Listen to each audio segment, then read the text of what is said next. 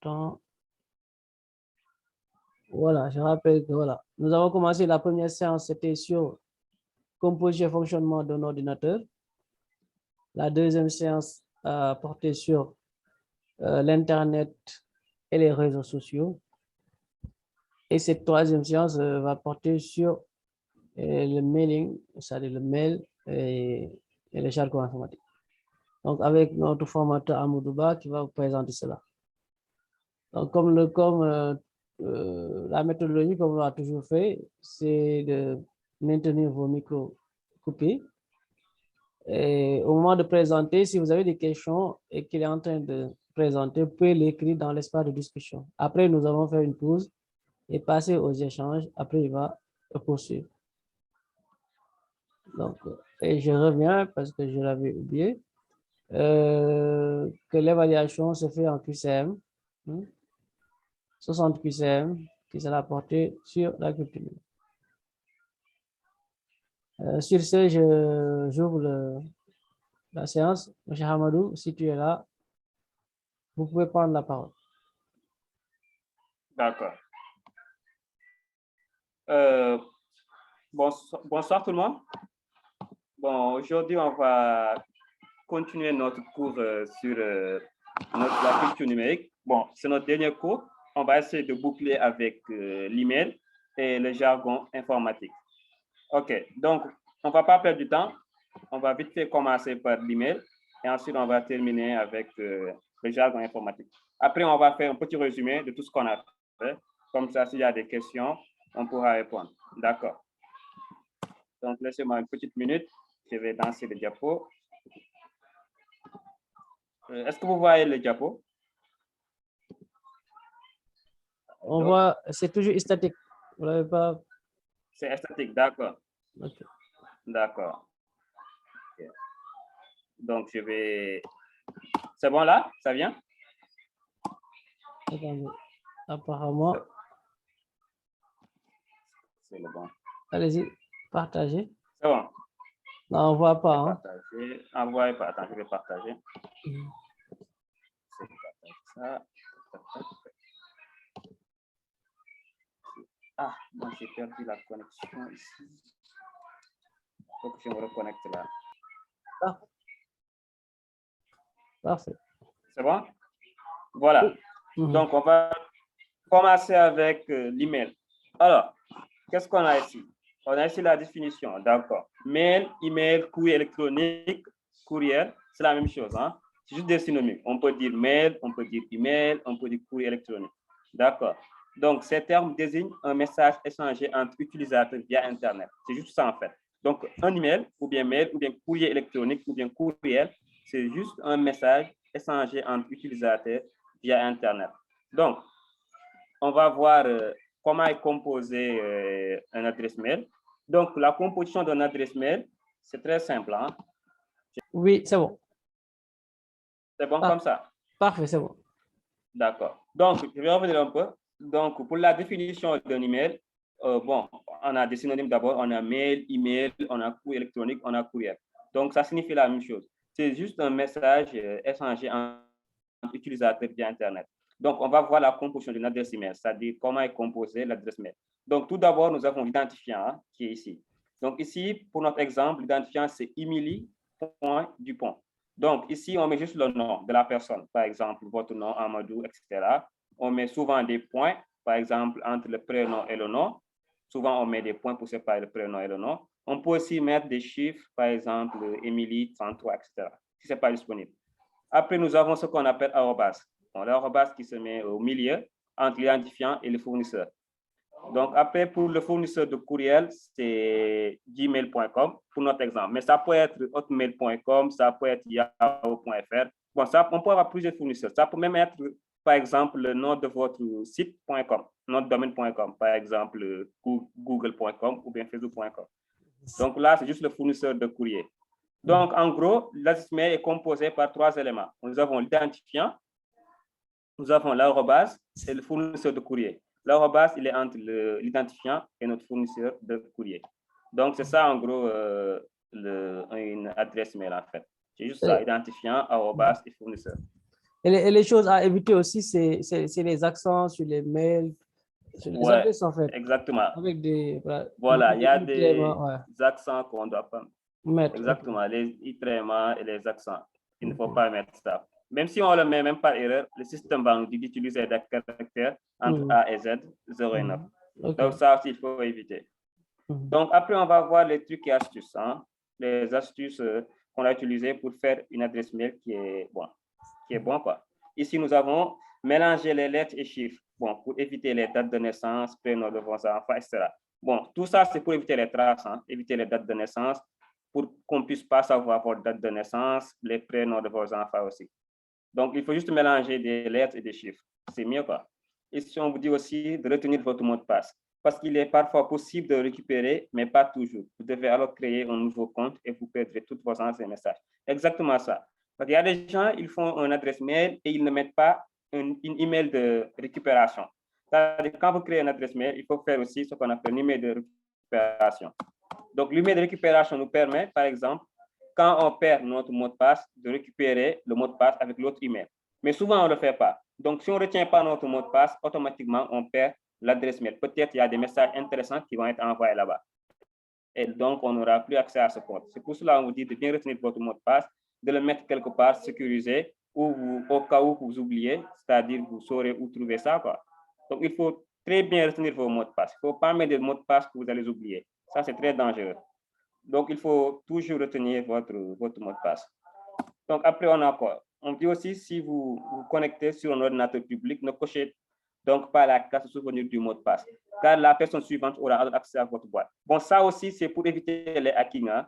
Par exemple, vous êtes au niveau d'un ordinateur public, par exemple, vous êtes chez quelqu'un que vous ne connaissez pas, ou bien dans un cybercafé, on ne sait pas, ou bien l'ordinateur de quelqu'un d'autre, et vous avez besoin de vous connecter dans votre mail. C'est urgent. Donc, vous prenez la machine, vous allez sur Gmail et vous commencez. Et automatiquement, vous cliquez sur souvenir du mot de passe.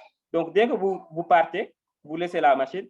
Celui à qui appartient la machine, il peut reprendre l'ordinateur et aller sur votre mail parce que le mot de passe il est déjà enregistré dans l'ordinateur. Donc, ça, c'est dangereux. Hein? C'est pour cela, si vous êtes dans des machines publiques ou autres, bon, il faut éviter de cocher la case, se souvenir du mot de passe. Parce qu'en cochant ça, c'est-à-dire vous enregistrez le mot de passe au niveau de l'ordinateur. Donc, même si vous partez, vous vous déconnectez, le mot de passe va toujours rester. Hein.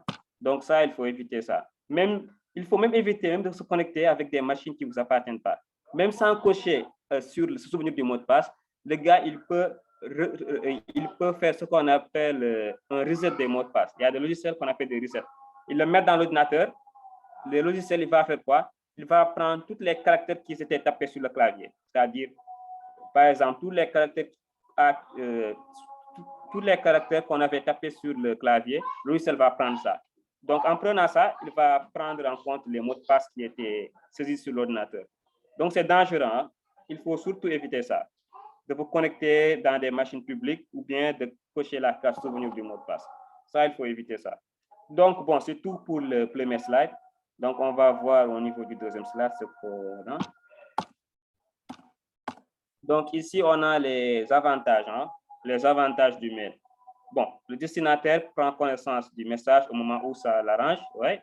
Vous pouvez envoyer un message. Le destinataire peut attendre 2 jours, 3 jours, 4 jours pour le lire. N'est-ce pas? Ça, c'est des avantages.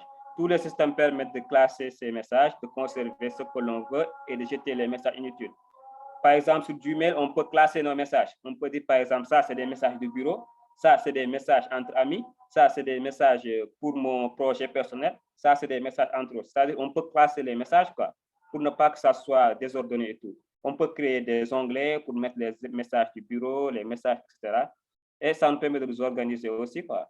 Et aussi, les messages qui sont inutiles, on peut les mettre dans une section ou bien les transformer automatiquement en spam. Comme ça ne va pas nous déranger, quoi. Les messages polluants, par exemple, les messages qui nous disent promotionnels, quoi, qui nous disent, par exemple, il y a promotion ici, ou bien il y a de nouvelles chaussures ici. Par exemple, dans les sites, quoi, quand on va dans les sites e-commerce, généralement, ce qu'on appelle les newsletters. Les newsletters, c'est quoi? C'est juste, en fait, des formulaires où on met notre adresse mail et automatiquement, le site pourra nous envoyer des nouvelles, quoi. Par exemple, s'il y a de nouvelles chaussures qui sortent, des promotions qui sortent. Mais des fois, si on s'enregistre sur beaucoup de sites, ça devient polluant, quoi. Tu entres dans ton Gmail, tu vois plus de 100 messages qui arrivent. Alors, tous, c'est des messages promotionnels. Donc, c'est pour cela que Gmail nous permet de nous organiser, quoi, de dire ça, c'est des messages promotionnels, ça, c'est des messages utiles, ça, c'est des messages qui ne sont pas utiles. Donc, c'est un outil convivial. C'est-à-dire les formules de politesse sont un peu moins contraignantes que dans un courrier postal, quoi. Bon, ça, je pense que vous connaissez tous. Parce qu'ici, par exemple, vous pouvez envoyer des mails professionnels, vous pouvez aussi envoyer des mails à votre collègue, vous pouvez aussi envoyer des mails à votre, je ne sais pas, en particulier. Donc, ça dépend. Par exemple, si vous l'envoyez un mail en professionnel, c'est-à-dire à votre directeur ou bien à quelqu'un, par exemple, de haute autorité, ça, vous pouvez commencer avec des formules de politesse. Mais si c'est à votre ami ou bien en particulier que vous connaissez souvent, vous côtoyez, vous pouvez dire salut ou bonjour. Si c'est quelqu'un d'important que vous ne connaissez pas, vous utilisez bonjour, monsieur X, par exemple, je suis, etc. Commencez à se présenter. Donc, ça dépend de la personnalité à qui vous parlez. Donc, vous n'avez pas besoin chaque fois d'utiliser des mots vous, mais ça dépend de la personne à qui vous parlez. Si c'est un ami, vous le tutoyez. Si c'est quelqu'un que vous ne connaissez pas, vous le voyez. Si c'est un administrateur, vous utilisez les formules de politesse qui sont adéquates. Donc, ici, nous avons l'envoi d'un mail. Nous avons un exemple d'envoi de mail pour le cas de Gmail. Bon, ça, c'est pour le cas de Gmail, hein, parce qu'il y en a d'autres. Il y a Yahoo, il y a Google, bon, il y a Hotmail, il y en a plusieurs. Mais nous, on a pris Gmail, parce que Gmail, c'est plus connu de base. Donc, ici, on a quoi? On a l'onglet Nouveau message qui s'affiche avec A accent ici, qui nous dit le destinataire, en fait, celui qui va recevoir. Désolé, il y a mon slide là. Je vais le stopper. Pause. D'accord. Ici, nous avons notre onglet qui s'ouvre nouveau message. Le A accent nous dit, par exemple, à qui on va envoyer l'email. C'est-à-dire ici, quand on clique, il y a un champ qui s'ouvre. Il nous dit taper l'email. C'est-à-dire le destinataire, quoi, le ou les destinataires. On peut mettre plusieurs destinataires ou bien on peut mettre un seul destinataire. Pour notre cas, on a mis astic1@gmail.com. C'est-à-dire que le mail qu'on va envoyer, on va l'envoyer à astic@gmail.com, hein, astic1@gmail.com.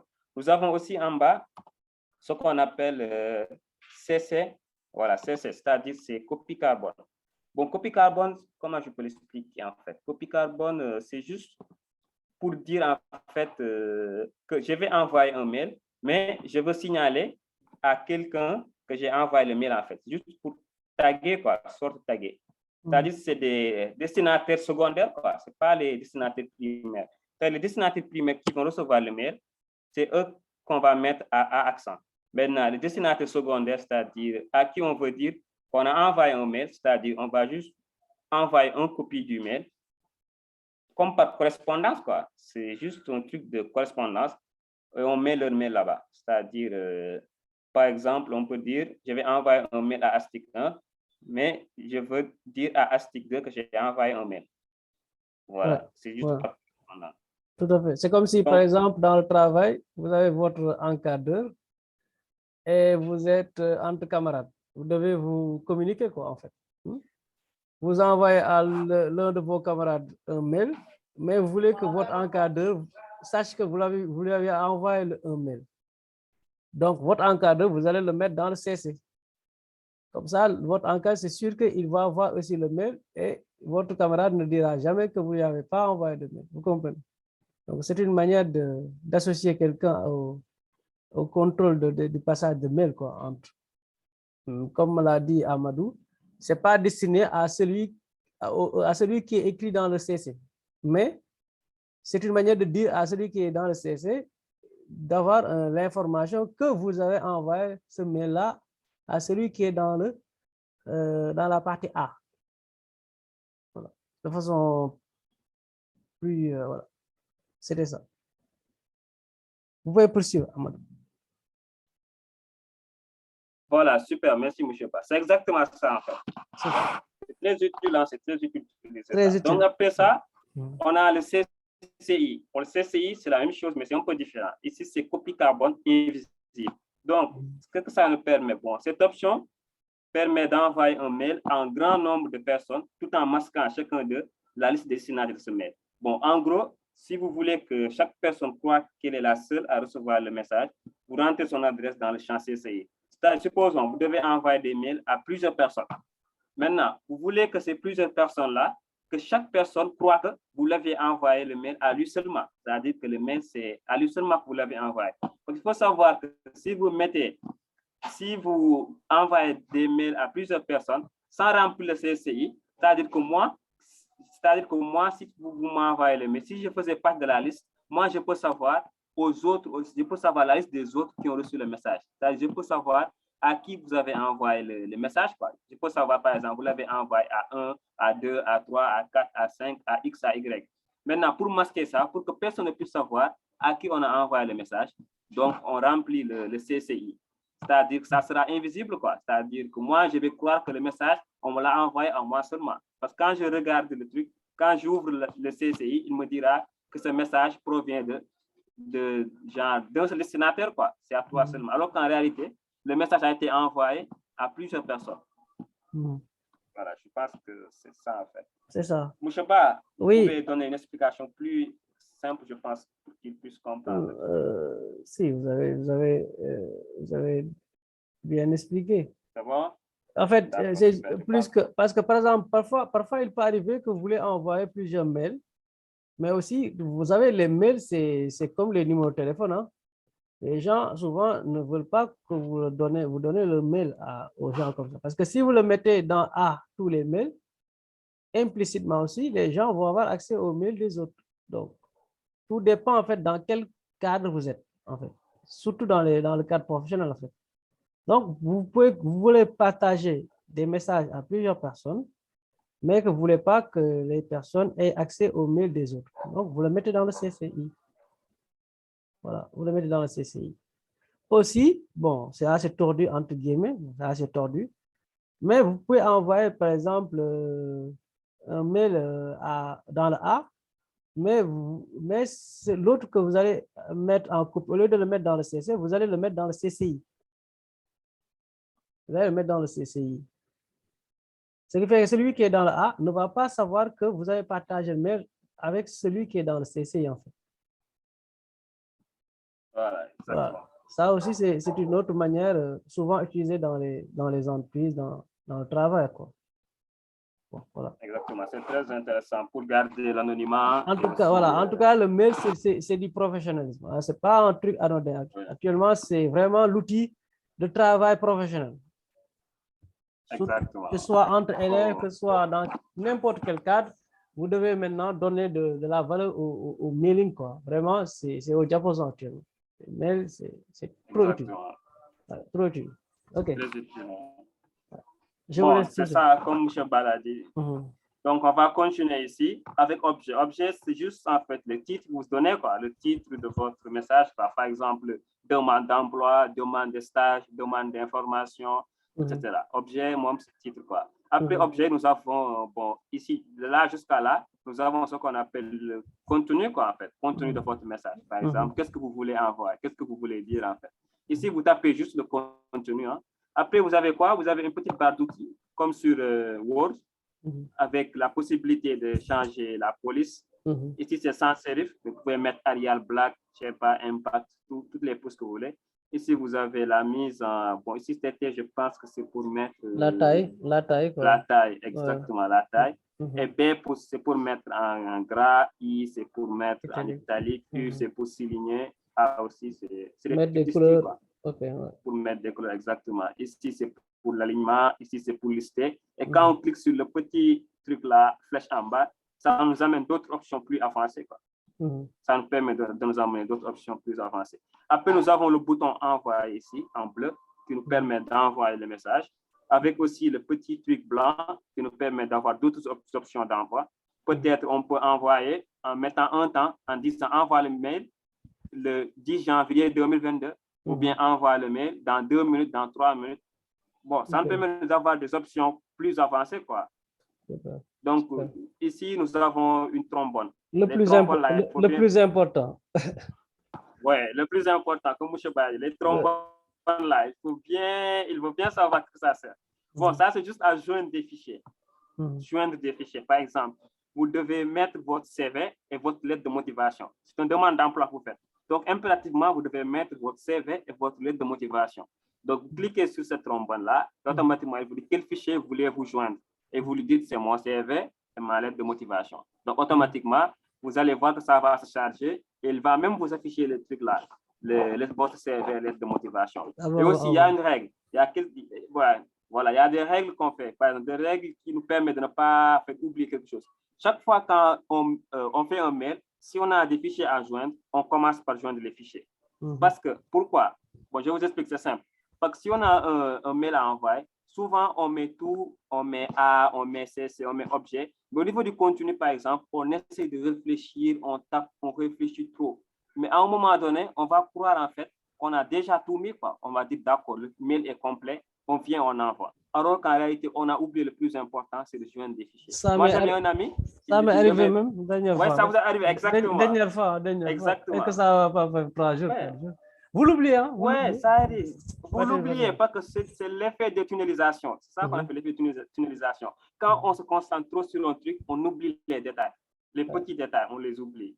C'est comme les pilotes là, ils vous disent qu'il y a des pilotes qui atterrissent sans des roues, sans déployer les roues d'atterrissage. Donc, ils sont très concentrés à faire l'approche, ils oublient les roues, quoi. Alors que les roues, c'est un truc primordial, quoi. Mais ils les oublient. C'est pour ça qu'il faut toujours mettre les fichiers, joindre les fichiers ici, trombone. Après avoir joint tout, on continue, on commence à faire ces objets comme ça. À la fin, on a tout, quoi. Donc, il faut toujours voir ça, hein, les trucs là, joindre les fichiers. Il ne faut pas oublier. Donc, après ici, on a une sorte de lien qui nous permet, je pense, de mettre des liens. Et après, on a des émoticônes. Ici, nous avons le Google Drive. Bon, je pense que c'est pour lier ça à Drive. Bon, il y a beaucoup de trucs hein, ici. Mais après aussi, nous avons le signature là. Voilà, ce petit truc-là permet de mettre des signatures. Supposons, par exemple, tu es un agent commercial. Agent commercial, par exemple, supposons de ASTIC. Donc, tu dois envoyer un mail à un autre agent commercial pour faire, par exemple, une sorte de collaboration. Donc, pour que ça soit plus professionnel, pour que le mail soit plus professionnel, on te dit de mettre ta signature, quoi. Par exemple, ta signature, c'est une sorte d'une bande où il y a ta photo, par exemple, ou bien le nom de l'entreprise que tu représentes, ton nom, ton prénom, avec ton adresse mail professionnelle, avec, par exemple, tes contacts, par exemple, là où tu habites et tout. C'est bien organisé, quoi. C'est comme une signature. Après, à la fin, tu vas mettre même une signature numérique. C'est-à-dire ta vraie signature, mais en format numérique. Ça fait, dès que tu envoies le message, le gars qui va recevoir, il verra tout en bas du mail une signature, quoi, qui dira ça vient du consultant de ASTIC. Son nom est là, son prénom, son numéro de téléphone. Tout est là, en fait. Tout est clair, tout est clair. Tu peux vérifier les informations en l'appelant au téléphone ou bien en utilisant son identifiant. Ça, tout est clair, quoi. C'est carré. Donc, c'est souvent utilisé pour les professionnels, pour ceux qui sont dans le domaine professionnel, pour marquer leur identité, quoi. C'est très intéressant. Bon, nous avons le corbeil ici pour supprimer. Voilà. Enfin, le corbeil pour supprimer, quoi. Si on ne veut plus envoyer le message. Donc, on supprime. Parce qu'il faut savoir que si on ferme ici, si on clique sur fermer, ce n'est pas supprimer, hein. Si on ferme ici, c'est juste dans les brouillons. C'est dans nos brouillons, quoi. Si on ferme, c'est dans nos brouillons. Donc, il faut, si tu ne veux plus, en fait, faire le message, tu supprimes ça. Voilà. Donc, nous avons ça en gros. Nous avons, en fait, ça en gros pour nos mails. OK, super. Donc, juste ça, hein. Voilà. Donc, on va essayer de continuer. Si, est-ce qu'il y a des questions déjà pour aller, oui. On va aller plus loin? Il y a des questions. Est-ce qu'il y a des questions, ou bien des réactions, des contributions? On vous écoute. Rapidement.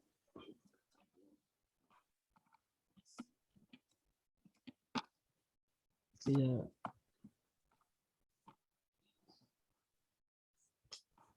y a des questions, vous pouvez ouvrir vos micros et parler hein, si vous voulez. On est dans un cours d'interaction aussi. Hein. C'est pas, vous n'êtes pas en prison là. Allez. Ouais, si vous pouvez parler. Hein,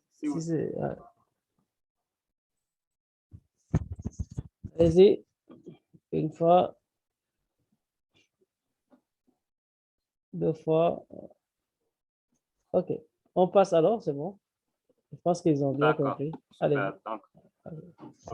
Donc, on continue. Mais n'ayez pas peur hein, s'il y a quelque chose qui cloche. Il ne faut pas vous gêner. Hein? D'accord, on va continuer. Voilà. Ah ouais, je pense que c'est des génies, hein, ils comprennent bien. Super. Donc, ici, on a les dangers, les arnaques, quoi. Les dangers, les arnaques. Il faut savoir que dans le domaine des emails, là, il y a beaucoup d'arnaques, il y a beaucoup de trucs dangereux. Donc, on va essayer de voir les différents types d'attaques qu'on peut subir avec les emails. Donc, on a d'abord le phishing, ce qu'on appelle l'hameçonnage. Bon, le but, c'est de s'emparer des données personnelles d'un internaute en lui faisant croire qu'un organisme, sa banque, par exemple, a besoin de ces données. Il est attiré par un mail vers un faux site bancaire de commerce électronique, etc. Donc, le phishing, en gros, c'est quoi? C'est par exemple, toi, supposons, moi, je suis un hacker. Par exemple, je sais, par exemple, ta banque. Je sais que tu as une banque sur, par exemple, tu as une banque, par exemple, non, tu as un compte en banque sur une banque qui s'appelle X. Voilà, pour ne pas dire d'autres banques. Supposons la banque s'appelle X. Je sais que tu as une compte banque là-bas. Maintenant, qu'est-ce que je vais faire? Je vais t'envoyer un mail en te disant, d'accord, bonjour, en fait, nous avons subi une attaque de piratage. S'il vous plaît, veuillez cliquer sur ce lien pour rétablir votre compte. Alors qu'on n'a jamais subi d'attaque, hein, c'est moi qui vous ai envoyé le mail. Automatiquement, tu le vois ta preuve parce que tu dis que c'est ton argent qui est en train de peut-être s'envoler. Donc, automatiquement, tu ne réfléchis même pas. Tu vois juste que on a dit que c'est ta banque, donc tu crois que c'est ta banque qui te l'a envoyé. Donc, tu cliques sur le lien. En cliquant sur le lien, il va te ramener vers une autre page qui est différente de ta banque, mais en fait, qui a le même design. C'est-à-dire, c'est la même, c'est en fait, c'est, comment je peux dire, c'est le même design que la page de votre banque. C'est le même design, mais ce n'est pas le même site en fait. Les sites sont différents. Mais toi, tu ne vas pas vérifier le site parce que toi, c'est le design c'est ça qui est dans ton cerveau, quoi. Quand tu es sur Facebook, tu reconnais Facebook par son design, n'est-ce pas? Tu vois ça, tu sais ça, c'est Facebook. Snapchat, c'est la même chose. C'est le design qui te fait connaître le truc. Maintenant, toi, par effet de stress et tout, tu cliques et tu crois que tu es dans ta banque. Il te demande ton identifiant et ton mot de passe. Et toi, tu mets bêtement l'identifiant et le mot de passe et tu tapes sur Entrée. Et il t'envoie un message en te disant merci, votre compte a été initialisé. Maintenant, tout se passe bien. Alors qu'en réalité, il n'y avait même pas d'être rien du tout. Maintenant, lui, derrière, en mettant ton identifiant et ton mot de passe, il a pris ton identifiant et ton mot de passe. Maintenant, lui, qu'est-ce qu'il va faire? Il va aller dans le site là, dans le vrai site de ta banque.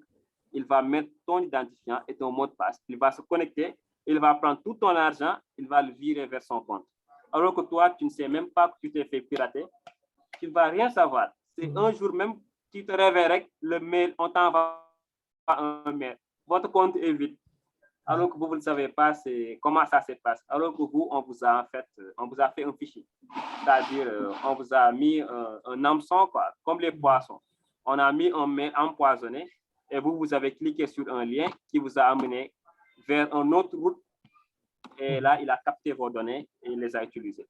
Bon, c'est ça en gros le phishing. Hein. C'est très dangereux. C'est pour cela, pour éviter le phishing, il faut chaque fois vérifier l'adresse mail qu'il envoie. Par exemple, si c'est votre banque, sachez qu'en gros, toutes les points, pour la majeure partie, c'est souvent les banques sérieuses, quoi. Les banques sérieuses. Voilà, les banques sérieuses, exactement, les banques sérieuses. Souvent, c'est contact le nom de la banque sans faute, nom de la banque sans faute.com.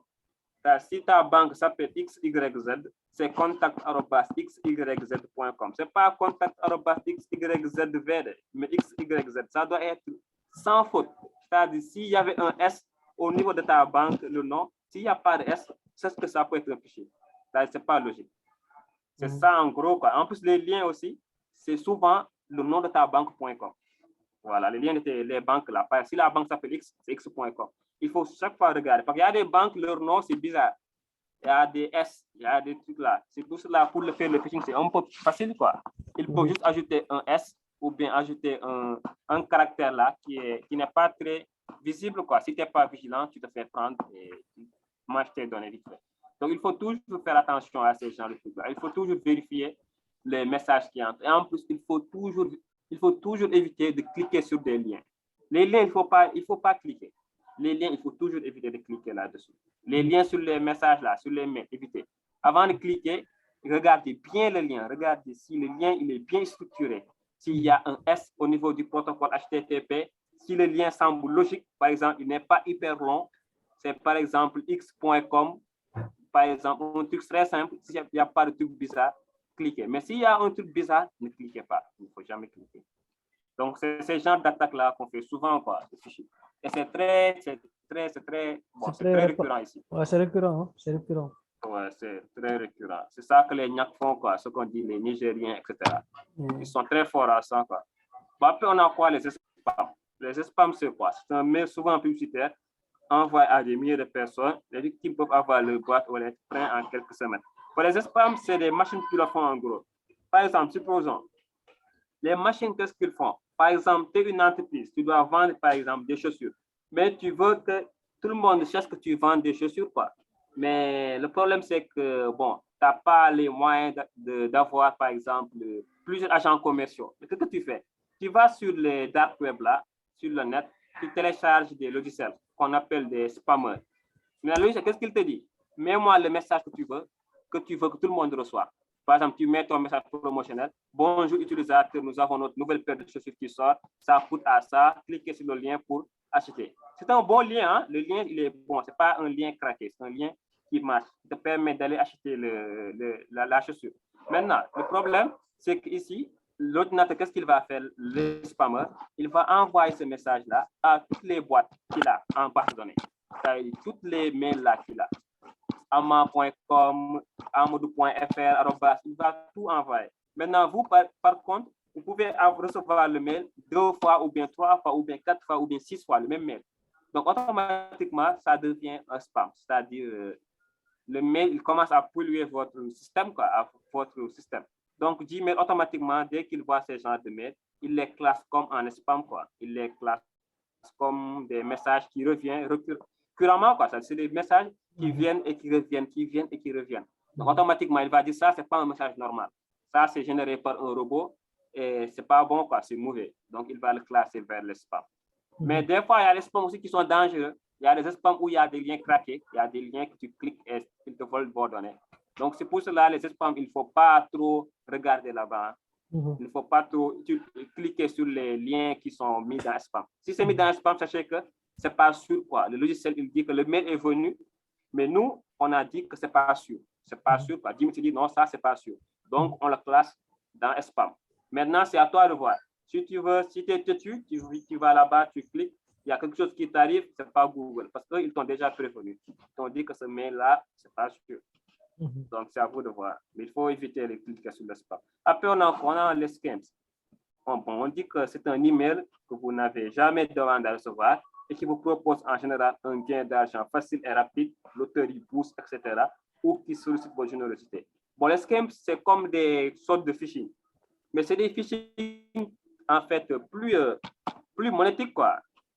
Par exemple, ici, nous avons un exemple de scam qui vous envoie un message en vous disant à votre attention, très cher monsieur ou madame, nous vous contactons par cette présente, nous vous informons que vous avez gagné, par exemple, quelque chose, quoi. Vous avez gagné suite à loterie de Microsoft. Ici, ils essaient, par exemple, de jouer avec votre cerveau. Ils essaient d'être le plus logique possible. Ils vous disent que vous avez gagné un truc de Microsoft. Vous avez gagné 250 000 euros. Mais à la fin, qu'est-ce qu'ils vous disent? Ils vous disent, par exemple, il faut payer une somme très petite. Supposons, vous avez gagné 250 millions d'euros. Ils vous disent de payer 30 000 francs pour les frais de dossier. En réalité, qu'est-ce qu'ils veulent? Ils veulent que le texte qu'ils ont écrit en haut t'oblige à dire que 250 millions d'euros, c'est beaucoup.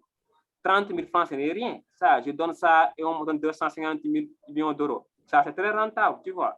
Maintenant, toi, tu vas bêtement envoyer de l'argent, 30 000 francs, et tu ne vas jamais recevoir de l'argent. Ils vont le faire, tu vas dire même ce n'est rien du tout, hein, c'est une somme modeste. Mais imaginons ça sur des milliers de personnes. Sur 1000 personnes, chacun paye 30 000 francs. Ou bien chacun paye 10 000 francs. Ça peut être des millions pour eux. Ça peut être des millions pour eux.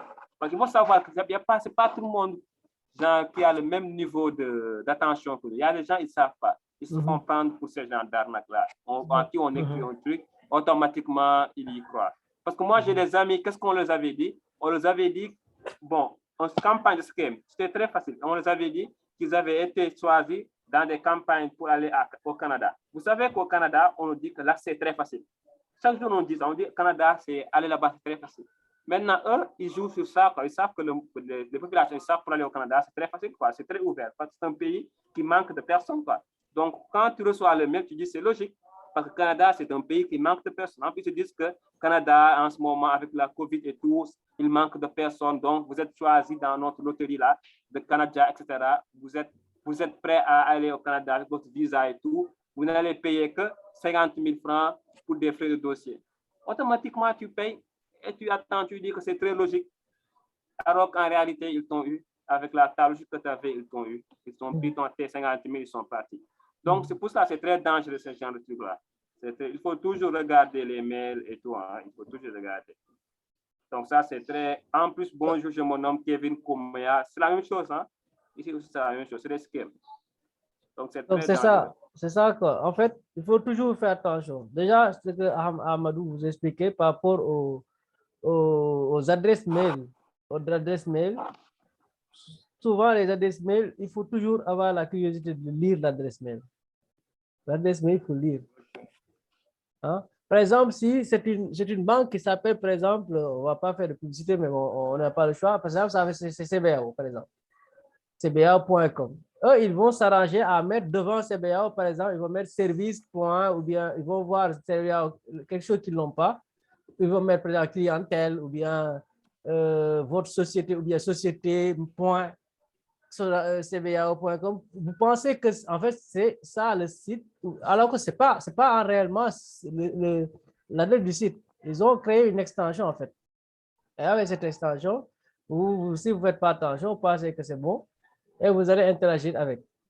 Donc, ils le font pleinement. Deuxième chose, les liens qu'on partage sur les réseaux sociaux, par exemple sur WhatsApp, bizarrement, on vous envoie des trucs, merci de partager.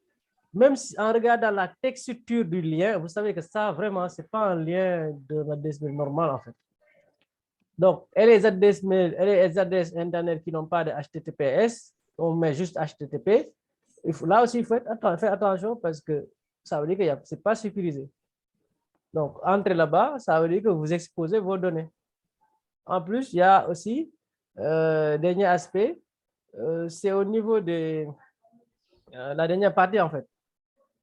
Sur les systèmes d'arnaque. En fait, quand vous arnaquez, quand ils cherchent à arnaquer, en fait, ils envoient en grand nombre. Parce que tu sais, les mails, ils peuvent en trouver un peu partout, en fait.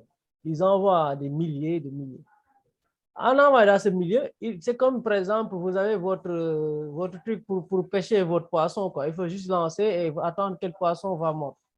Ce qu'ils vont se dire, c'est que soit ils vont tomber sur un étudiant, par exemple, comme l'a dit Amadou, qui était en train de fantaser, de rêver d'aller au Canada.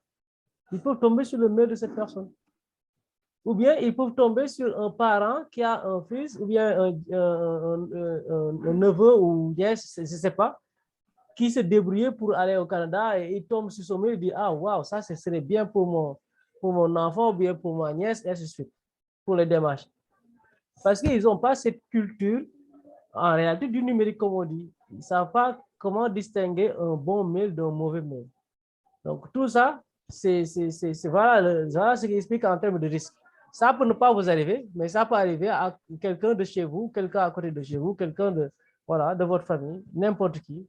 Donc, c'est pourquoi la culture numérique, c'est quelque chose qu'il faut partager, en fait. Voilà. C'était ce que je voulais ajouter avant. Ouais, exactement, comme vous avez dit, hein, ça peut arriver à n'importe qui d'entre nous. Donc, c'est pour cela, c'est très bien d'expliquer ça. Comme ça, vous aussi, vous allez transmettre l'information de fil en aiguille. Bon, on ne sera plus arnaqué avec ces gens de techniques. Tout à fait. Donc, on va essayer de continuer avec notre 5 sur 5, c'est-à-dire notre dernier slide. Donc, ici, on parle des dangers sur les canulars ou bien les hoax en anglais. Bon, c'est juste canular en français, quoi. Bon, c'est un courrier électronique propageant une fausse information et poussant le destinataire à diffuser la fausse nouvelle à tous ses proches. Bon, c'est quoi le truc? C'est juste un truc d'intox. En fait, c'est un intox qui se balade, quoi. Imaginons, par exemple, tu vois, par exemple, un truc qui est faux. Par exemple, le vaccin de la COVID, par exemple, on dit que le vaccin de la COVID est mauvais. C'est pas bon. Maintenant, supposons que c'est une information fausse. Hein. On suppose que ça, c'est une information fausse. Maintenant, toi, tu vas le prendre sans vérifier et tu l'envoies à tous tes amis. Maintenant, en l'envoyant à tous tes amis, tu vas propager cette fausse information à tous ces gens-là. Donc, automatiquement, ça devient un canular. C'est-à-dire que tu viens de transmettre une fausse information à tes contacts, quoi. Donc, C'est pour cela qu'on appelle ça canular. Donc, comment lutter contre la désinformation? Bon, pour lutter contre la désinformation, c'est très facile. Donc, c'est juste, il faut, chaque fois avant de publier quelque chose, de le partager, faites des investigations, des petites investigations, comme quoi. Parce que ici, on dit toute information reçue par courrier, non accompagnée d'un lien hypertexte vers un site précis sans sa véracité, doit être considérée comme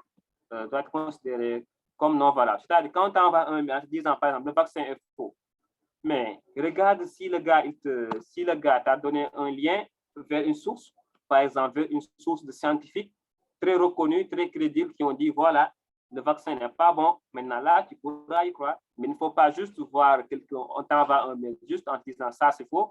Et toi, tu prends le mail, tu le partages, tu le donnes à des autres. Non, non. Chaque fois quand vous envoyez une information, il faut chaque fois faire des investigations. Vous avez un cerveau, ça sert à quoi? Ça sert à faire des informations.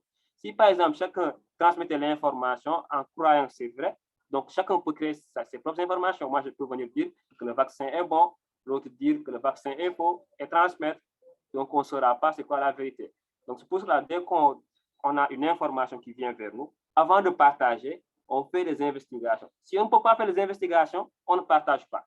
Comme ça, on ne sera pas des gens qui vont transmettre un truc qu'ils ne savent pas.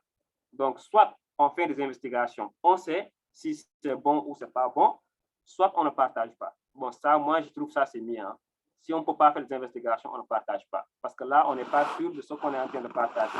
Peut-être ce qu'on est en train de partager, c'est une information fausse et on va créer ce qu'on appelle une sorte de chaîne de fausses informations. Et là, bon, on serait aussi, nous aussi, coupables parce que c'est nous qui a commencé à faire le truc là. Donc, c'est pour cela, sur l'Internet, il faut faire très attention sur les trucs là. Il ne faut pas partager n'importe quoi. Donc, ici, on a un petit exemple en dox. Bon, ici, on parle de vaccin contre le COVID-19. Attention aux intox. On dit 4 volontaires du vaccin Pfizer développent la paralysie de Bell. Voilà, développent la paralysie de Bell. Alors que c'est faux. Imaginons, ça, c'est une information que quelqu'un a partagée en disant que le vaccin Pfizer développe la paralysie de Bell, alors que c'était faux. Alors que ça, c'est des photos d'autres gens, par exemple, qui étaient malades avec d'autres maladies. Et le gars, il a dit que c'est à cause du vaccin de Pfizer. À cause du vaccin de Pfizer. Alors que ça, c'est des photos d'autres maladies, en fait, qu'ils ont pris et qu'ils ont mis ici. Donc, c'est pour cela, il ne faut pas trop, en fait, il ne faut pas trop croire au truc. Il faut toujours avoir son cerveau à côté et faire ses investigations et automatiquement, dès qu'on a les réponses, et là, on peut partager si c'est bon. Si c'est pas bon, on refuse. Si c'est pas bon même, il est mieux même de dire au gars qui te l'a envoyé, regarde, j'ai fait des investigations, ce que tu as partagé, c'est pas bon, arrête de partager. Comme ça, tu lui montres la voie, quoi. Tu lui dis que ça, c'est pas bon. Donc, c'est ça, en fait, en gros, les canulars et les désinformations et les trucs d'intox. Donc, on va passer à notre slide de jargon informatique. Déjà, est-ce qu'il y a des questions par rapport à ça? S'il y a des questions avant Oui. qu'on boucle carrément la partie sur email? Est-ce qu'il y a des réactions, des questions? Allez-y, allez-y. C'est la dernière séance. Allez-y, les gars. S'il y a des questions, allez-y, les gars. C'est mou, là, c'est mou. Allez-y, là, quand même. Bon. Les gars, est-ce que vous avez pris votre ndogu là? C'est trop mou, Bonsoir. Au moins, écrivez ça. Au moins. Maintenant, posez-nous une question quand même. Posez-nous une question. Voilà, il y a quelqu'un de vivant. Allez. Allez-y, il faut lui poser une question. Hein. Il demande que signifie email. Bon, email, on l'a défini, je pense, depuis le début. Depuis le début, tu peux revenir en arrière. Bon, email, c'est quoi? Bon, je vais revenir un peu en arrière. Bon, email, c'est quoi? Email, I comme Internet. On peut dire I, c'est Internet. Mail, c'est courrier. Donc, c'est un courrier électronique. Donc, E, signifiant Internet, c'est électronique. Le mail, c'est courrier. Parce qu'auparavant, les courriers, ce n'était pas électronique. C'est-à-dire, tu prenais un papier, tu écrivais ton message, tu le donnes à quelqu'un qui voyageait ou bien à un oiseau. L'oiseau ou bien le voyageur va l'amener à quelqu'un d'autre. C'est-à-dire, il va le donner au destinataire. Mais avec Internet, par exemple, l'email est devenu électronique. C'est-à-dire, tu poses un mail, email. Maintenant, tu es chez toi avec ton ordinateur, tu écris l'email, ça passe par des serveurs, automatiquement, ça vient vers le destinataire. C'est Donc, comme c'est les... juste bon. Voilà. Ouais. Comme Exactement. e-commerce, maintenant on parle d'e-commerce, on parle d'e-learning. Voilà. Voilà. Ouais. Voilà, exactement. C'est ça, quoi. Le e, c'est juste Internet, quoi. Comme e-learning, Internet aussi, e-commerce aussi, Internet. C'est juste pour dire que c'est numérisé, quoi. C'est plus des trucs traditionnels. Ah, d'accord, c'est bien. Ici, on dit quoi? On dit que qu'est-ce qui se passe-t-il quand on partage de fausses informations? Bon, quand on partage de fausses informations, qu'est-ce qui se passe? Bon, déjà, on est coupable parce qu'on a, on a propagé une information qui n'est pas bonne. En plus de cela, il y a dans des pays, par exemple, où c'est interdit. Quand tu propages de fausses informations, tu peux aller en prison. Tu peux aller directement en prison. Si on sait que c'est toi qui as partagé l'information, tu peux aller directement en prison. Pour cela, c'est très dangereux. Je ne sais pas si dans notre pays, nous, il y a ces lois, mais par exemple, en Russie ou bien aux États-Unis, partager des fausses informations sur des trucs sensibles, surtout des trucs sensibles, là, tu peux aller en prison. Tout à fait. Ouais, c'est très dangereux. Il ne faut pas partager ce qu'on ne connaît pas ou ce qu'on ne maîtrise pas. Quand même. Ouais. Déjà, ce n'est pas intelligent. Déjà, ce n'est pas intelligent. Exactement, ce n'est pas intelligent. Ouais, de partager des fausses informations. Ok. Et surtout si on dans ne connaît pas, si c'est faux aussi. Ouais. C'est pas sûr, quoi. Ici, on dit quoi? Ou bien, si vous avez une information, prenez au moins le temps d'aller lire, d'aller vérifier l'information. Exactement. Ici, on dit les fausses informations peuvent-elles détruire une personne?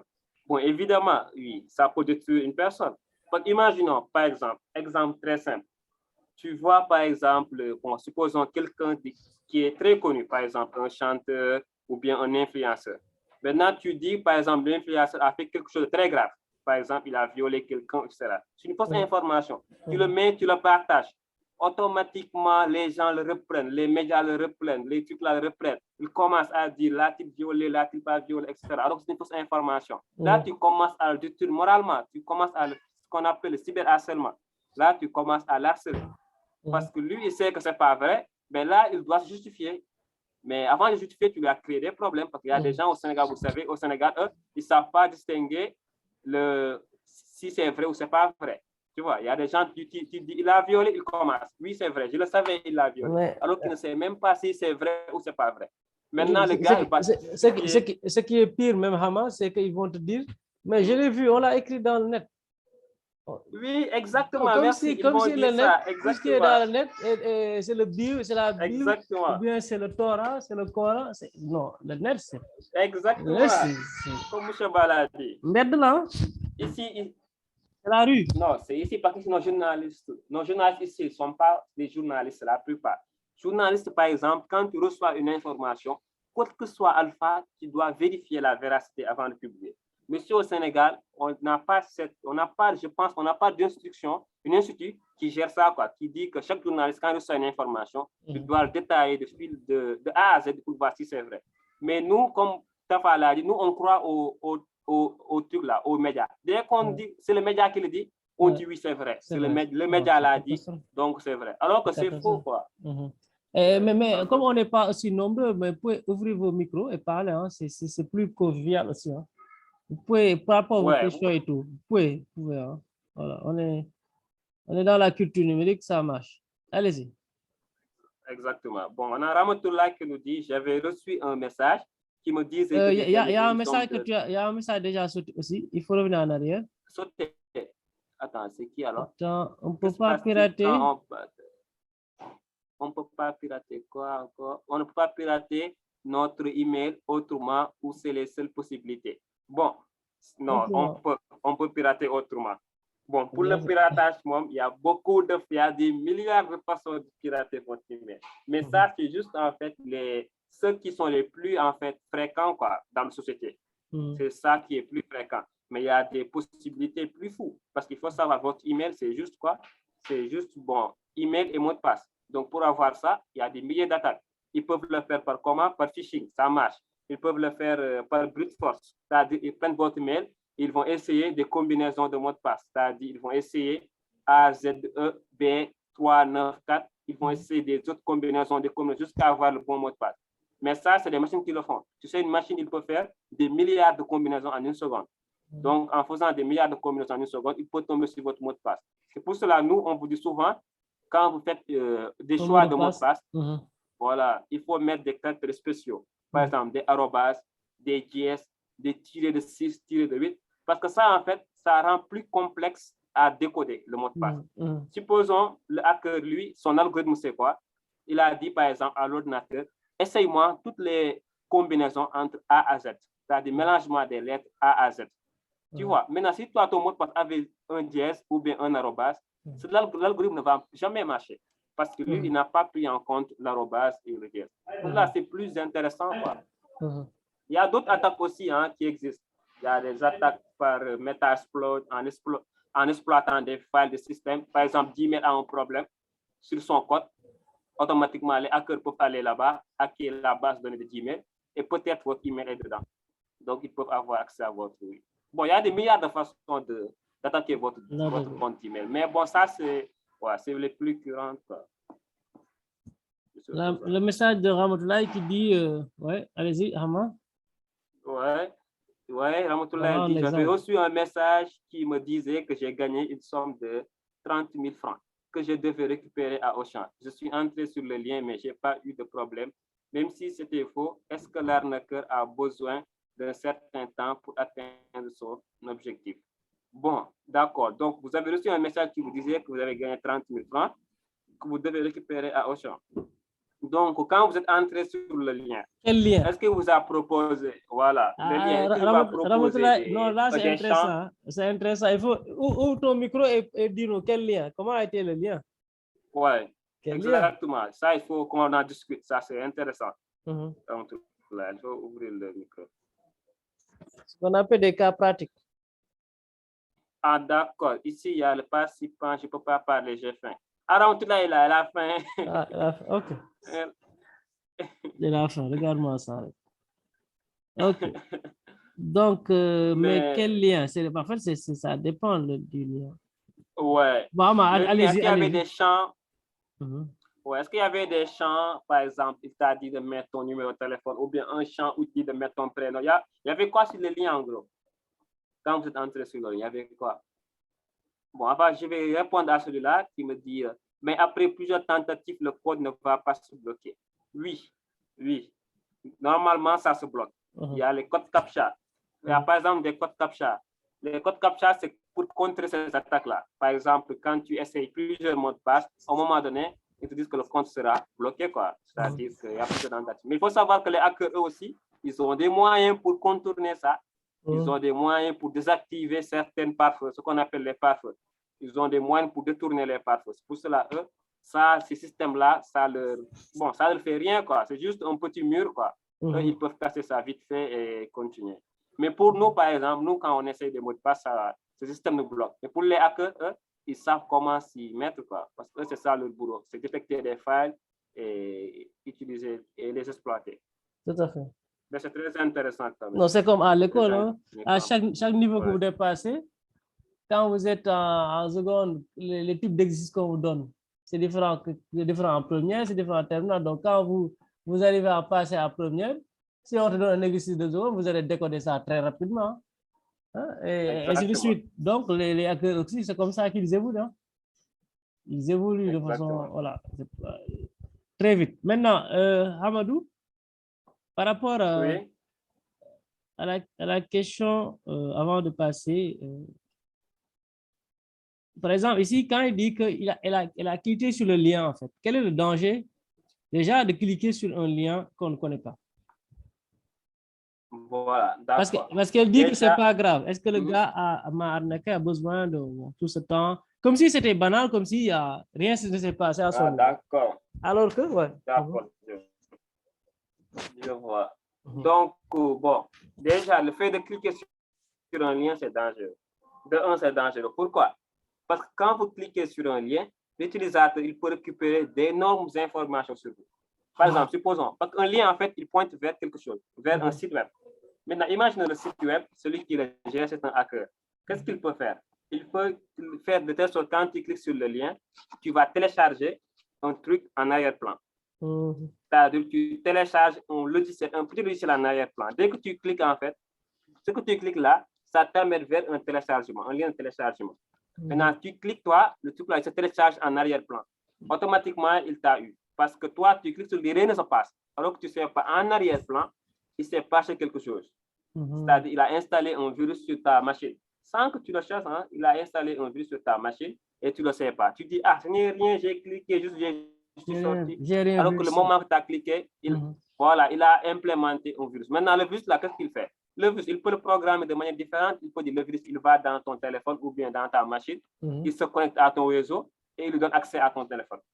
Automatiquement, lui, il a accès à toutes tes données, de A à Z. C'est très dangereux. Comme on dit, la règle numéro 1, si vous êtes attaqué, c'est parce que vous avez cliqué quelque part, c'est sûr. C'est sûr que vous avez accepté. Vous avez accepté quelque chose. Vous avez cliqué. Vous avez accepté. Exactement, c'est ça là. C'est ça la règle numéro 1. Exactement. Ouais. C'est très dangereux. C'est très. En fait, il faut savoir quelque chose. Les hackers, en fait, ils sont plus intelligents que nous. Ça, il faut le savoir. Il ne faut jamais sous-estimer les hackers.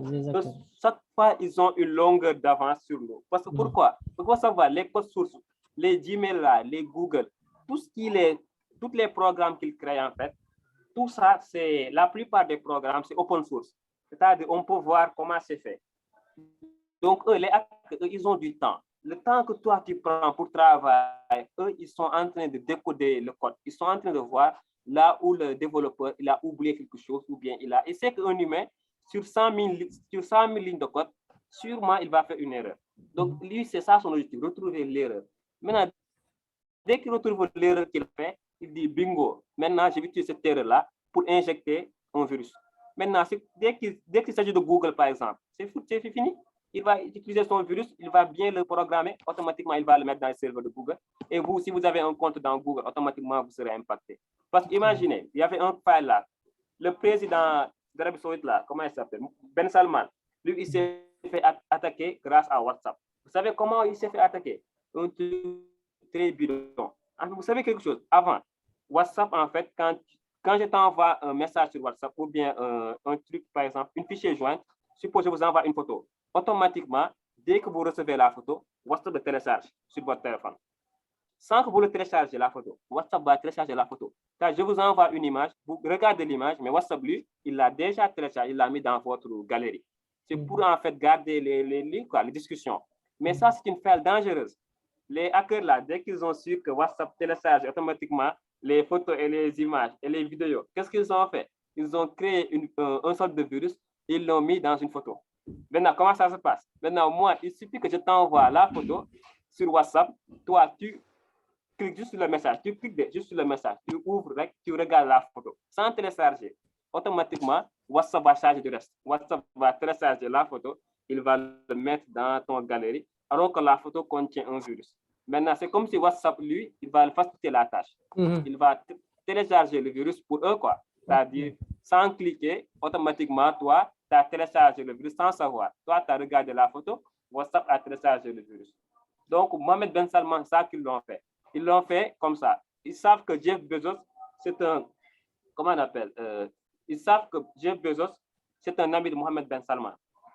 Donc, ils ont fait, ils ont donné le virus là à Mohamed Ben Salman. Mohamed Ben Salman a envoyé un message à Jeff Bezos.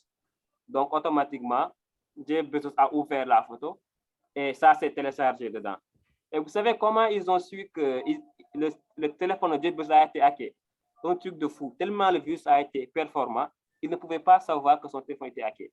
C'était très... Ils ne pouvaient pas le savoir. C'est juste un jour, les développeurs, pas développeurs, c'est les gens de sécurité, en cybersécurité de Jeff Bezos, ils ont dit que Jeff Bezos, toi, ton téléphone là, il émet beaucoup de données. C'est-à-dire que les données qui sortent sont plus grandes que les données qui entrent. Ils ont dit, ça, c'est pas possible pour un téléphone. Comment ça que les données qui sortent sont plus grandes que les données qui entrent? Ils ont analysé le téléphone, ils ont vu qu'en fait, les données qui sortent, c'est des milliers de gigas, alors que les données qui entrent, c'est petit. Ils ont dit, ça, c'est pas normal. Il y a quelque chose qui a infecté ton téléphone et qui télécharge tes fichiers. C'est-à-dire qu'il les télécharge et qu'il les envoie vers un autre serveur. Automatiquement, ils ont dit ça, c'est un virus. Parce que ça, normalement, ça ne devait pas être grand comme ça, quoi. Donc, tu peux pas avoir un téléphone, genre ton passe Internet, les données sortantes sont plus grandes que les données entrantes, alors que tu télécharges rien du tout. Donc, automatiquement, ils ont dit que c'est un virus. Ils ont analysé le téléphone, ils ont trouvé le virus, après, ils ont su que c'était un acte qu'il avait subi. Après, ils ont retracé le truc, ils ont su que c'est Mohamed Ben Salman qui l'avait transmis à Jeff Bezos via la file de WhatsApp, qui téléchargeait les photos là. Donc, vous avez vu comment c'est fou le truc. Imaginez, il y a d'autres files qui existent qu'on ne connaissait même pas. Il y a des gens qui sont là en train de faire ce qu'ils veulent, alors qu'on est en train de les hacker. Ils ne savent même pas. Donc, les hackers là, ils sont toujours au-dessus. Hein. Même nous, est-ce qu'on n'est même pas en train d'être hackés là? Alors, il y a une question qui dit on est en train d'être hackés. Les gens, ils vont gagner quoi en partageant de fausses informations? Bon, ils vont gagner quoi? Bon, ils vont gagner. Comment tu peux gagner? Partager une fausse, tu ne gagnes rien à part si tu fais de la propagande.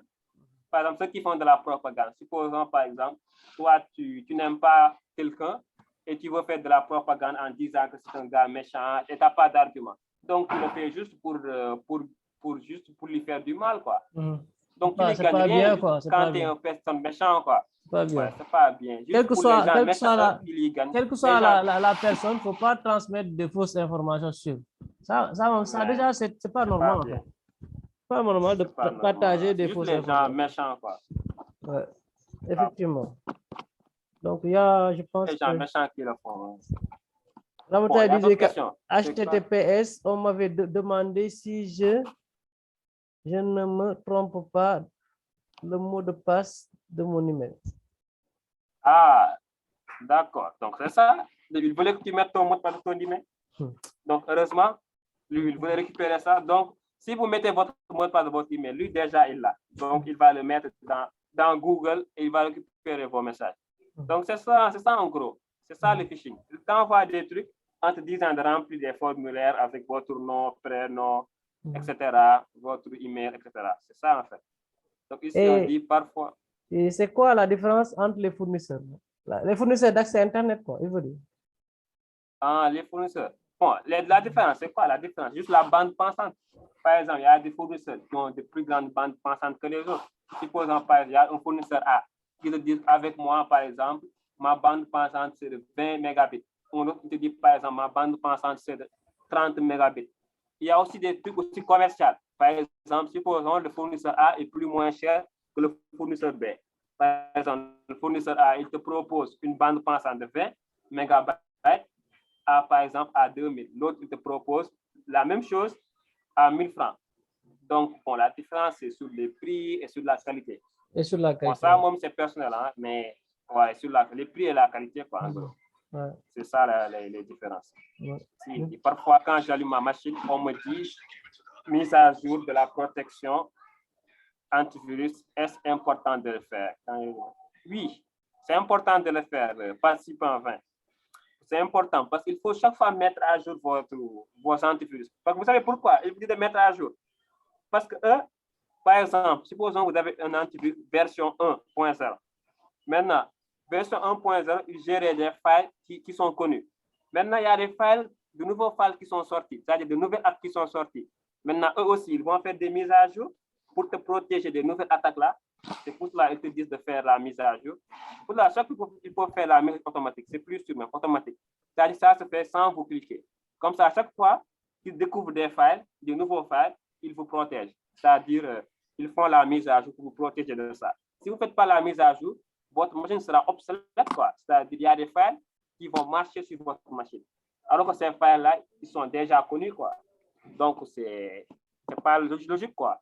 Il faut toujours faire la protection, les mises à jour des antivirus. Donc, ce n'est pas pour rien qu'ils le font. Ce n'est pas pour rien qu'ils le font. C'est intéressant de le faire. Parfait. Donc, bon, les gars, s'il y a des questions, on termine la dernière partie rapidement. D'accord. De rien, participant, de rien. On est ensemble.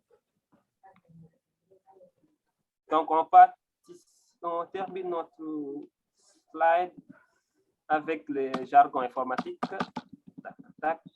Je vais mettre sur pause là. Voilà. Voilà. Donc, jargon informatique, c'est quoi? Bon, jargon informatique, c'est comme champ lexical, hein? Champ lexical informatique, c'est-à-dire l'ensemble des mots qui reviennent souvent en informatique. N'est-ce pas? C'est l'ensemble des mots quoi, qui reviennent.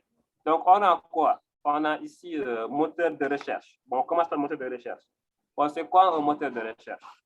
Bon, un moteur de recherche, c'est juste par exemple un système qui permet de rechercher des liens, quoi, c'est-à-dire de faciliter la recherche de contenu. Supposons par exemple Google. Google, c'est un moteur de recherche parce que c'est un système qui te permet de rechercher, de faciliter la recherche de contenu. Supposons que tu veux faire un exposé sur la chimie. Donc, s'il n'y avait pas Google, tu allais aller site par site. Site A, site B, site C, site E, site F. Site par site pour trouver le contenu que tu veux. Alors que ça, c'est très pénible. Parce que suppose que le site que tu vas, il n'y a pas de truc de chimie. Donc, avec Google, il te permet, quand tu mets le sujet, il te ressort toutes les pages qui ont le contenu que vous voulez voir. Quoi. Par exemple, toutes les pages qui proposent des trucs de chimie. Donc, en gros, il va faciliter la recherche de ces contenus-là. Quoi. Bon, pour les moteurs de recherche, c'est ça le rôle. Quoi. Ça permet de rechercher, de faciliter la recherche de contenu.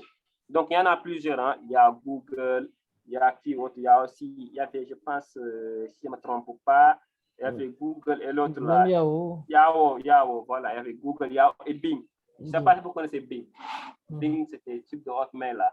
Il y a Google, Yahoo, il y a Bing, il y a aussi d'autres, hein, il y a d'autres moteurs de recherche. Mais le plus connu, c'est Google. Google, il est plus rapide, en plus, il a beaucoup plus de contenu. Voilà. Donc, le plus recherché, le plus connu, c'est Google. Donc, après, on part sur le navigateur. Bon, navigateur aussi, c'est quoi? C'est un logiciel qui te permet de naviguer dans l'Internet. C'est un logiciel qui te permet d'aller dans l'Internet. Par exemple, si tu vas aller vers Google, il te faut un navigateur, quoi, pour que tu puisses aller à Google ou bien à Facebook ou bien, etc., à d'autres liens. Donc, les navigateurs, on en a plusieurs aussi, hein, mais le plus connu, c'est Google Chrome, c'est Mozilla Firefox et Opera. Il y en a d'autres aussi, il y a Brave, il y a Opera Mini. Bon, il y en a plusieurs, hein, mais le plus connu, c'est ça. C'est Microsoft Edge. Ouais, c'est surtout ça, Microsoft Edge. Oui, surtout ça. Qui remplace Internet Explorer, ouais, c'est ça. Ouais, exactement. Il y a aussi, lui aussi, il est ancien, Internet Explorer. C'est très bien, c'est juste ça, en fait, les navigateurs. Ça me permet d'aller vers le net. Bon, après, on a www qui signifie le World Wide Web, c'est-à-dire c'est la toile mondiale. Il faut savoir que les liens, quand on avait vu la composition d'un lien, il y avait le www. Donc, ça on dit juste, par exemple, qu'on est connecté à la toile mondiale. C'est-à-dire c'est le World Wide Web, quoi. C'est-à-dire la toile mondiale. Ici, nous avons Room et RAM. Bon, Room et RAM, on l'avait aussi vu au niveau de la composition de l'ordinateur. Bon, on commence d'abord par RAM, qui signifie, RAM, c'est Random Access Memory, n'est-ce pas? Random Access Memory, c'est mémoire à accès aléatoire. Bon, la RAM, elle permet de faire quoi? Elle permet de, comme on avait dit, elle permet de stocker, c'est-à-dire le programme en cours d'exécution. Supposons, par exemple, on va sur Google, par exemple, Google Chrome. Donc, le code de Google Chrome, il sera mis au niveau de la RAM, quoi, en cours d'exécution. Maintenant, dès qu'on ferme la page Google, automatiquement, elle sera supprimée de la RAM. Donc, on a aussi Room. Bon, Room, c'est quoi? Room, c'est la mémoire, ce qu'on appelle la mémoire morte, quoi. N'est-ce pas? Elle permet de stocker des données sur un disque dur. Bon, c'est ce qu'on appelle, c'est-à-dire, elle est non volatile, quoi. Vous savez que la RAM, elle est volatile. Mais le ROM, lui, elle est non volatile. C'est-à-dire, la RAM, ce qu'on stocke, c'est volatile. C'est-à-dire, on le stocke pour un temps T. Après, dès qu'on en termine, ça supprime. Alors que ROM, par exemple, elle est un terme de mémoire morte, quoi. Elle, par exemple, elle est non volatile. C'est pour cela qu'on dit que la ROM représente le mémoire de la disque dur, par exemple. Par nos disques durs, on peut mettre plusieurs données sans que ça se volatilise, sans qu'on supprime ça, quoi. Voilà, c'est ça en fait, en gros. ROM et l'autre là, RAM. Donc après, on a quoi? room RAM, navigateur, FAI. Bon, FAI, c'est quoi? FAI, c'est fournisseur d'accès Internet. Ce qu'on disait tout à l'heure, c'est celui qui vous donne accès à l'Internet. Nous, par exemple, c'est Orange qui nous donne l'Internet, mais il y en a d'autres, par exemple, comme il y a plusieurs fournisseurs d'accès. Il y a Bouygues Telecom, il y a Tigo, il y a d'autres, etc. Il y a beaucoup de fournisseurs d'accès Internet. Donc, ici, nous avons HTML, Java, PHP. Ça, c'est des langages de programmation qui nous permettent de programmer un logiciel ou bien un site web ou bien une application. Bon, c'est ça qu'on utilise souvent. HTML, Java, PHP. Bon, pour HTML, c'est un langage de structuration. On n'appelle pas ça souvent langage de programmation, mais on l'appelle langage de structuration. Parce que pour qu'il soit un langage de programmation, il faut qu'il ait certaines caractéristiques. Par exemple, il faut qu'il puisse être utilisé pour créer des algorithmes. Alors que pour faire des algorithmes, il faut utiliser des connecteurs logiques de si, non, etc. Alors que HTML ne propose pas ça. Il nous propose juste une structuration. Alors que Java et PHP, eux, c'est des langages de programmation parce qu'ils nous proposent des structurations logiques. Par exemple, on peut faire des algorithmes quand on dira si tu cliques là, alors fais-moi ça. Si tu ne cliques pas là, alors ne fais pas ceci, alors fais cela. Donc, c'est une structuration logique. C'est Java et PHP qui nous permet de faire ça. Et Java, c'est le langage le plus utilisé.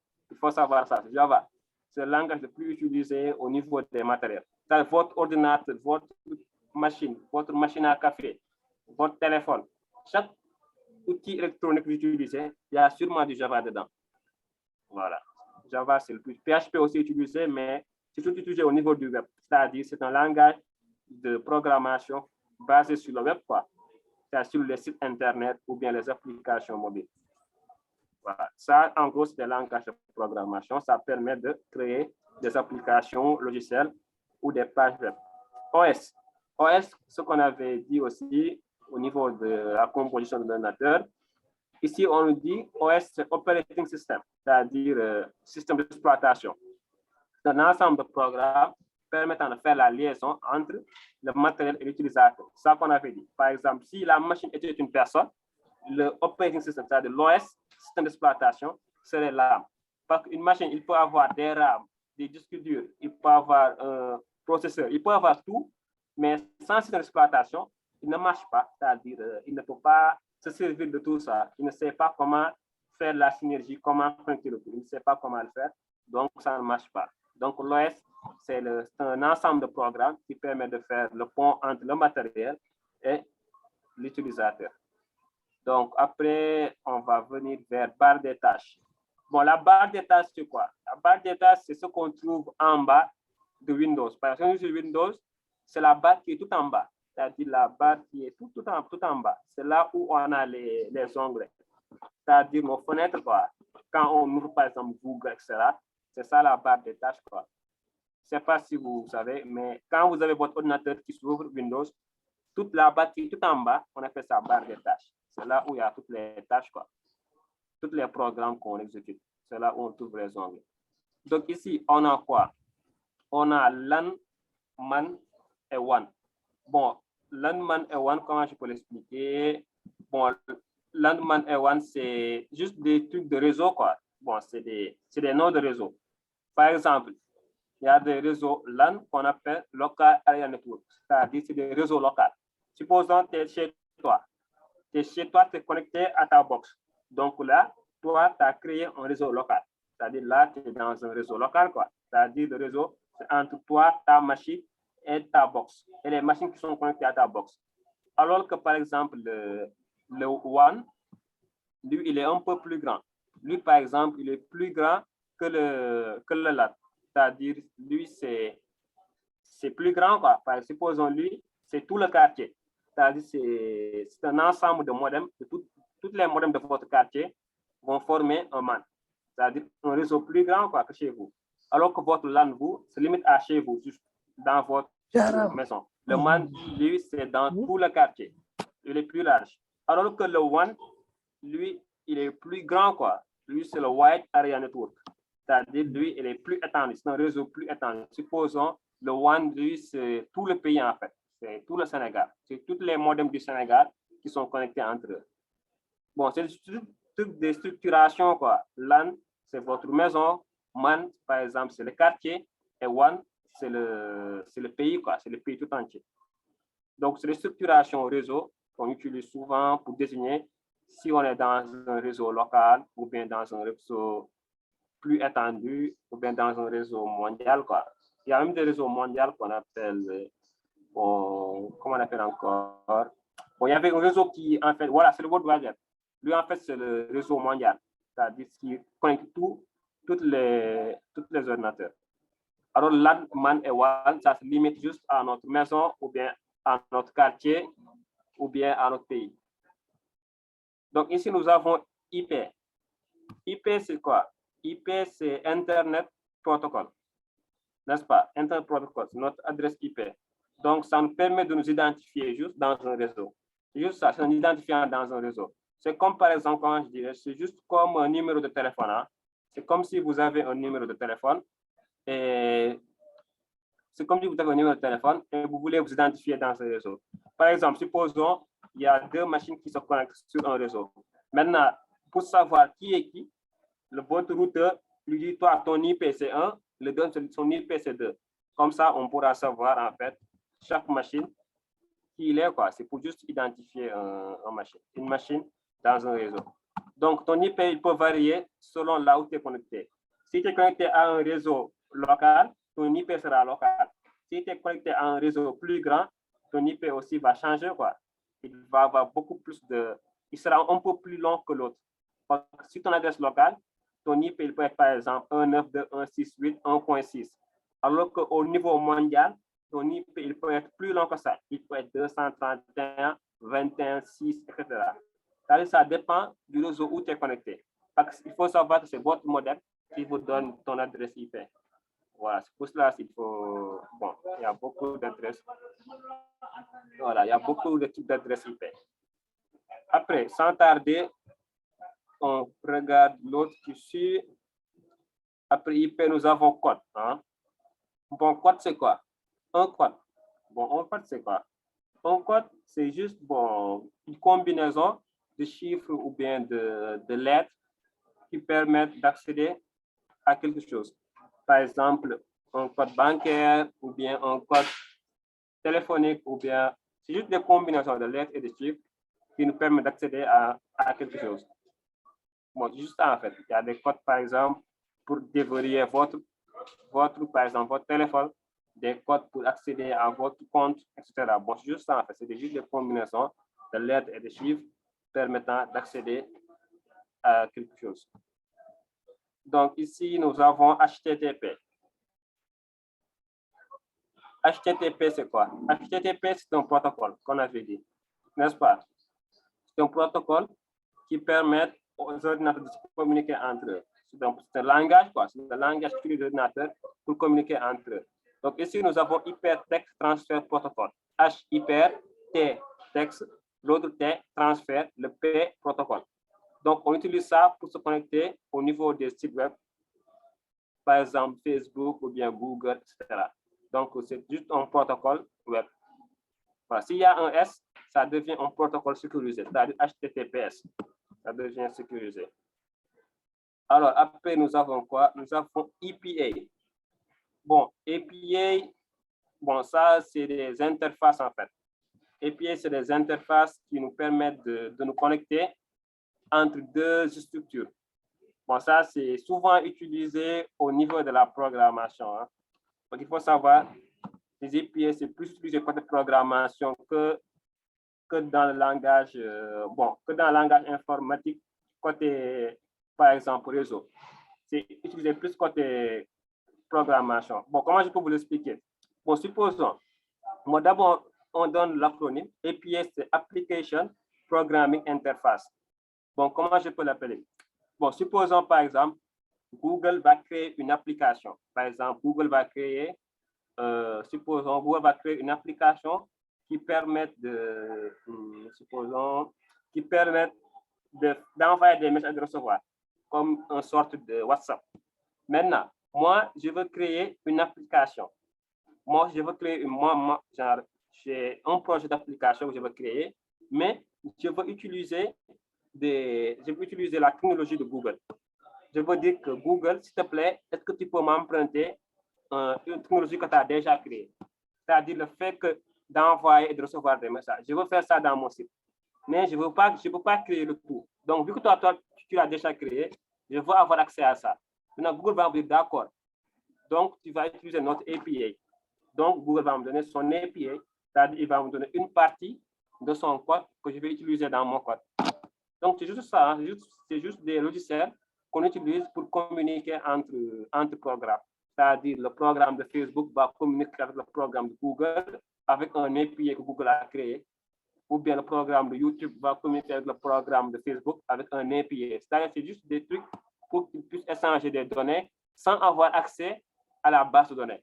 Parce que pour que Facebook me donne des données, sans API, il fallait qu'il me donne accès à cette base de données, alors que ça, c'est confidentiel. Donc, il est plus simple qu'il me donne un API où il me donne les informations sans que moi, je puisse avoir accès à sa base de données. Donc, c'est pour cela qu'on utilise les API pour ça. C'est utiliser, bon, sur les applications, quoi, en côté programmation. Donc, après, on a quoi? On a Internet. Bon, Internet, c'est juste la connexion Internet par fil.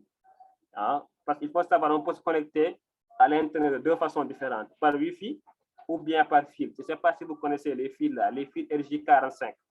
Bon, c'est des câbles qu'on utilise pour se connecter à l'Internet. Bon, je vais vous montrer là les câbles. Je ne sais pas si vous l'avez déjà vu, mais c'est des sortes de câbles comme ça. Je vais vous montrer ça. Ça sera beaucoup plus explicite. Je sais que vous l'avez déjà vu, mais c'est des câbles qui nous permettent de se connecter à l'Internet, quoi. Je vais partager ça.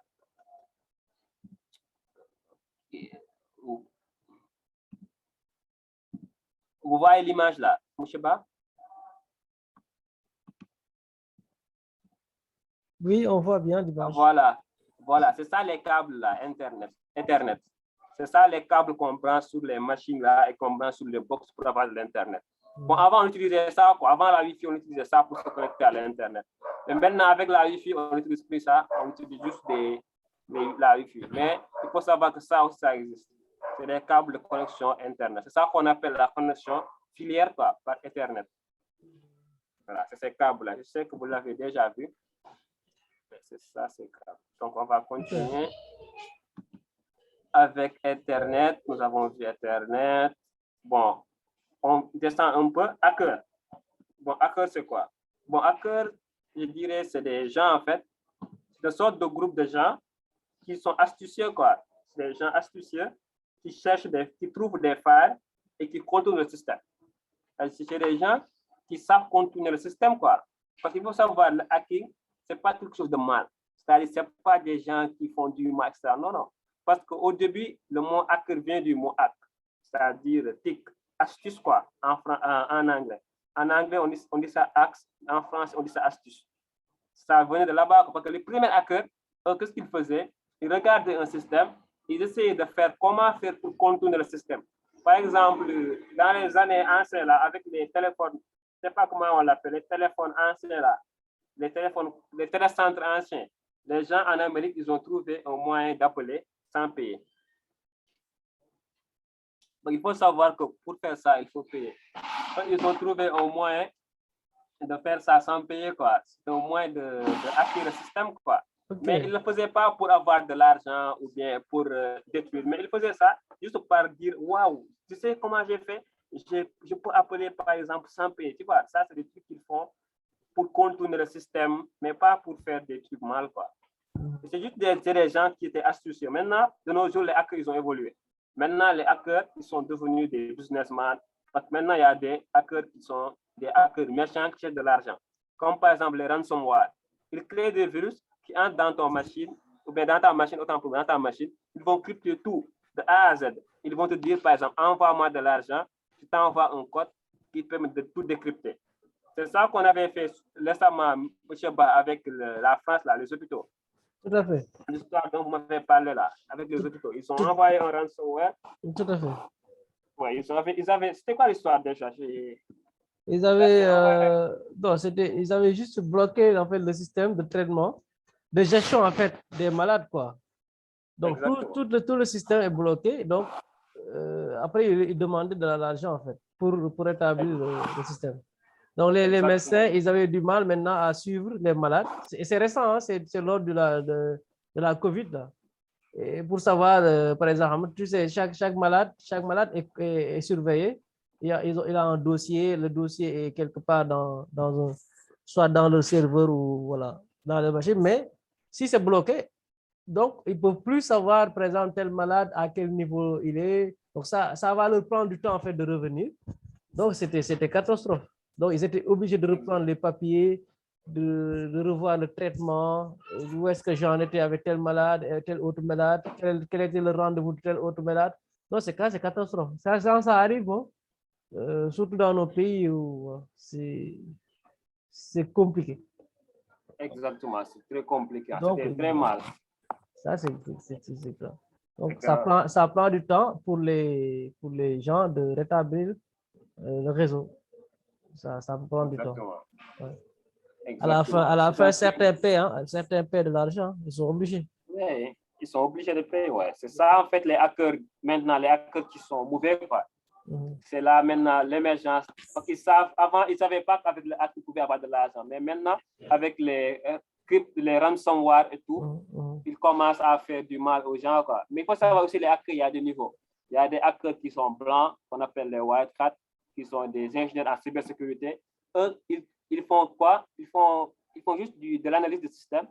S'ils trouvent des failles, ils te disent ça. Ils te disent que voilà, tu as une faille ici, il faut le fixer. Ils ne vont pas l'exploiter, ils ne vont pas essayer de te détruire, quoi. Ils ne te demandent rien du tout. Eux, c'est des experts en cybersécurité. Il y a aussi des hackers qu'on appelle les grey hats, c'est-à-dire les hackers à chapeau gris. Eux, par exemple, ils sont ni noirs ni blancs. Eux, s'ils peuvent te soutirer de l'argent, ils te disent, par exemple, il y a une faille ici, ils te donnent 2 minutes ou 3 minutes. Si tu ne me donnes pas de l'argent, je l'exploite. Voilà, eux, ils sont comme ça. Ils disent la faille en même temps, ils te demandent quelque chose en retour. Il y a aussi des hackers qui sont noirs, c'est-à-dire black hat. Eux, ils ne veulent pas de l'argent, ils ne veulent rien. Qu'est-ce qu'ils veulent? C'est détruire. Par exemple, ils voient une faille, eux, ils ne font que l'exploiter et détruire. Ils n'ont pas besoin de l'argent. Ils voient, par exemple, ta base de données. Par exemple, supposons la base de données de Google. Ils vont tout prendre, ils vont tout partager. Ils vont dire que maintenant, tout le monde aura accès à tout. Eux, ils s'en foutent, ils ne veulent pas de l'argent, ils ne veulent rien du tout. Eux, ils sont les plus dangereux. Eux, ils n'ont pas d'éthique, quoi. Voilà, c'est ça les différents types d'hackers et le mot hacker, quoi. Mais il ne faut pas dire que tous les hackers sont méchants. Il y a des hackers qui sont très cool, très sympas. Okay. Donc, après, on va attaquer admin. Admin, c'est quoi? Admin, c'est le diminutif d'administrateur. Hein? Admin, c'est une sorte de grade, quoi, en réseau. Par exemple, dans un système ou bien en réseau, on appelle admin administrateur. C'est-à-dire c'est la personne qui a le plus de droits sur un réseau. Par exemple, supposons que tu es dans un réseau supposons de Facebook. L'administrateur, c'est Mark Zuckerberg. C'est lui qui a plus de droits. Il peut tout faire. Il peut supprimer les utilisateurs, il peut modifier des droits, etc. L'administrateur, c'est celui qui a le plus de droits, quoi, dans une structure ou bien dans un réseau. Tout là, on dit l'administrateur du site etc. Tout ça, c'est pour dire c'est lui qui gère le tout. Après, ici, nous avons quoi? BIOS. BIOS, c'est Basic Input Output System. Bon, c'est une sorte de petit logiciel, un micro-logiciel, qui permettent en fait de vérifier si toutes les informations, si toutes les composantes pour moi de l'ordinateur sont complètes. C'est ça son rôle, quoi, en fait. C'est un micro-logiciel qui vérifie si toutes les composantes de l'ordinateur sont complètes, quoi. Par exemple, quand tu lances ton ordinateur, c'est le BIOS qui regarde si toutes les composants sont bien mis, quoi, sont bien placés. Si la carte graphique est placée, s'il y a des RAM, s'il y a par exemple un processeur. C'est pour cela quand tu retires les RAM et tu allumes un ordinateur, il te met un bip. Il fait tit. Ce bip-là, en fait, permet de te dire qu'il n'y a pas de RAM, quoi. C'est-à-dire que ça manque les RAM. Il faut mettre les RAM. Donc ça, c'est le BIOS qui gère ça. En plus, avec le BIOS, on peut aussi faire des configurations. Par exemple, dans certaines machines, on peut, par exemple, changer les configurations de base des composants. Par exemple, si tu avais un processeur qui était à 3.0, qui était cadencé à 3.0, avec le BIOS, tu peux augmenter ça. Tu peux mettre, par exemple, à 4.0. Il y a des processeurs qui permettent de faire ça, quoi. C'est-à-dire de customiser le hardware. c'est-à-dire de donner plus de puissance aux composants. Mais ce n'est pas pour toutes les machines. Il y a certaines machines gamer où avec le BIOS, tu peux faire ces configurations-là. Le BIOS, lui, il permet de configurer le hardware quoi, de base, la configuration du hardware. C'est comme quand tu entres dans paramètres dans ton téléphone quoi, pour paramétrer l'heure, etc. Donc ça, c'est pour le BIOS. Après, on a quoi? On a bug. Bon, un bug, c'est quoi? Un bug, c'est juste une erreur. Hein? Bon, c'est une erreur de logique. Bon, bug, c'est erreur de logique. Bon, on le retrouve souvent au niveau de la programmation. Par exemple, quand tu fais une application étant un bug, on te dit que c'est un bug. Par exemple, l'application ne marche pas ou bien quelque chose ne se passe pas comme prévu, on dit que c'est un bug. Donc, c'est une erreur logique. Supposons que tu devais mettre un if avec if, tu mets un if avec 2i ou bien 2f. La machine te dit que ça, c'est un bug, c'est une erreur. Donc, tu ne devais pas mettre ça. Donc, ça arrive souvent en programmation, etc. C'est juste des erreurs de logique. Bon, on a logging. Logging, c'est quoi? Logging, c'est juste une page de connexion. Hein? C'est-à-dire, page de connexion, quoi, en gros. C'est-à-dire, c'est souvent ton identifiant et ton mot de passe. Quand on demande quels sont tes logins, c'est-à-dire, on te demande c'est quoi ton identifiant et c'est quoi ton mot de passe. Voilà, c'est ça, quoi. Logging, c'est-à-dire se connecter, en gros. En français, c'est se connecter. Sign up, c'est s'inscrire. Donc, logging, c'est juste la page de connexion. Donc, après, on a un serveur. Bon, serveur aussi, on entend souvent, par exemple, le serveur de Google ou bien le serveur de WhatsApp. Bon, c'est juste des dispositifs qui permettent d'échanger des données. Par exemple, si tu as un dispositif qui te permet d'échanger des données à distance, c'est ce que c'est un serveur. Donc, ça sert à ça, quoi. Ça sert à échanger des données à distance. C'est-à-dire, le serveur, lui, tu lui poses une question, il donne une réponse. Par exemple, quand tu vas à Google, tu lui poses une question. Tu dis, je veux aller à Google. Tu tapes sur Entrée, automatiquement, le serveur va te répondre. Il va te charger la page de Google. Donc, c'est ça, quoi. Il te permet d'échanger des données, des fichiers à distance. Donc, un serveur, ça peut être un ordinateur, parce qu'il y a des logiciels qui permettent de transformer un ordinateur en serveur. Il y a des téléphones aussi que tu peux transformer en serveur. Il y a aussi ce qu'on appelle des serveurs, c'est-à-dire des ordinateurs conçus uniquement pour être serveur. C'est-à-dire c'est 100% serveur, quoi. C'est-à-dire le logiciel il est mis dedans. En plus, il y a tous les dispositifs qui sont mis. C'est des serveurs physiques qu'on voit souvent dans des entreprises, là, les grandes entreprises. Eux, ils mettent un serveur physique. Après, dès qu'ils ont le serveur, c'est tout, quoi. Les autres machines, ils sont connectés au serveur. Donc, toutes les données, ils sont au niveau du serveur central. Après, nous avons cache. Bon, cache. Bon, souvent, on dit cache, c'est une mémoire cachée, quoi. C'est-à-dire, bon, c'est une mémoire qu'on ne voit pas, mais qui permet de sauvegarder quelque chose. Bon, supposons, par exemple, quand vous faites du copie. Par exemple, vous copiez un texte et vous le collez quelque part. Mais vous, quand vous copiez un texte et quand vous le collez, normalement, ce texte-là, avant de le coller, il doit être enregistré quelque part, n'est-ce pas? Maintenant, il est enregistré ce qu'on appelle dans une mémoire cache, c'est une mémoire qui est cachée. Quand vous copiez un grand texte là, dès que vous copiez, il prend ce que vous avez pris, il va le mettre dans une mémoire cache. Maintenant, dès que vous collez, il va prendre cette valeur-là de la mémoire cache et le coller au niveau de là où vous l'avez sélectionné. Donc, c'est une sorte de mémoire qui permet d'enregistrer temporairement des données. Ça enregistre de façon temporaire des données. C'est une petite mémoire qui... Bon, il y en a plusieurs. Hein. Par exemple, il y a des mémoires caches au niveau des navigateurs qui te permettent, par exemple, de ne pas charger la page plus lentement. Quoi. Supposons, tu vas sur une page qui a beaucoup d'images. Quand tu y vas aux premières fois, le chargement prend 5 secondes. Mais quand tu y vas la deuxième fois, le chargement prend 1 seconde. Vous savez pourquoi? Parce que quand vous y allez la première fois, les 5 secondes que vous avez pris, le navigateur, il a téléchargé la page, il l'a mis en cache. Comme ça, la seconde fois où vous allez y aller, ça va prendre moins de temps. Parce qu'il va prendre ce qu'il avait téléchargé, il va le remettre là-bas. Bon, il y a aussi des mémoires cachées sur Windows qui nous permettent de capturer ce qui est copié, ce qui est collé. Donc, il y a plusieurs mémoires cachées. Donc, je pense qu'on a tout fait. Hein? On a fait code, FAI, moteur de recherche. Effectivement, je pense que Internet. juste répondre sur la... Ok, les acteurs qui travaillent suivant leurs intérêts. Ok. Les acteurs qui travaillent suivant leurs intérêts. Exactement. Okay. Merci, Ouais, participant 20. Ok. C'est ça, exactement. Ça que je voulais dire. Les acteurs qui travaillent suivant les intérêts. Eux, c'est ça qui les intéresse pas. Eux, ils trouvent une faille et ils l'utilisent pas. Comme vous avez dit, c'est les intérêts en fait. Bon, c'est ça en gros le. En gros, ouais. Amadou, vraiment, c'était super. C'était super de partager ce moment de partage de connaissances dans ce nouveau domaine. Nouveau entre guillemets en fait, mais c'est au diapason en fait, on n'a plus le choix parce que le numérique c'est partout, on le vit partout, dans presque tout. Donc, on est obligé de s'adapter en fait et d'apprendre à mieux maîtriser et mieux s'outiller en fait dans cet environnement qui évolue très vite. Et aussi, ça vous permet aussi implicitement de vous orienter en termes de métier, en termes de formation demain. Ça peut vous intéresser en fait d'évoluer dans ce domaine. En fait, c'est à vous de voir par rapport à vos objectifs. Exactement. Donc, je pense que s'il n'y a pas de questions, est-ce qu'il y a des questions? Avant, vous voulez passer un dernier message?